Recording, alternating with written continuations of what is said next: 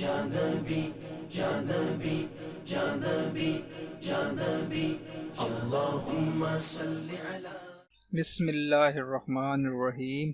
تمام دیکھنے اور سننے والوں کو میرے اس چینل اسلامک انفو کی طرف سے السلام علیکم۔ ناظرین، آج کی ویڈیو میں قرآن و سنت کی روشنی میں جس بیماری کا علاج آپ کو بتانے جا رہا ہوں اسے بہت ہی عام سی بیماری سمجھا جاتا ہے، لیکن یہ کوئی چھوٹی بیماری نہیں ہے۔ اس سے کی وجہ سے بہت سی بڑی بڑی بیماریاں بھی آپ کو لاحق ہو سکتی ہیں۔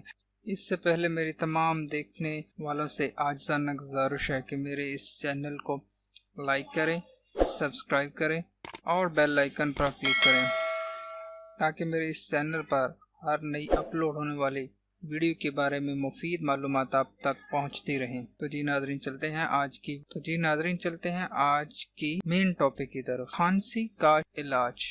جی ناظرین، روزانہ کشمش کے 40 دانے اگر موافق آتے ہوں تو دگنے کرنے میں بھی کوئی حرج نہیں، اور 3 عدد بادام لے کر اس پر 11 بار درود شریف، کتنی دفعہ 11 بار درود شریف پڑھ کر دم کر کے کھا لیجئے۔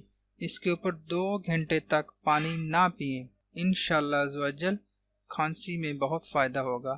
بلغم نکلے گا تھوڑا سا اور مزید نہیں بنے گا، صرف ایک دفعہ بلغم آپ کا نکلے گا، جتنا بھی ہوگا وہ سارے کا سارا خارج ہو جائے گا کشمش کھانے سے انشاءاللہ، اور دوبارہ کبھی بھی آپ کو بلغم نہیں ہوگا۔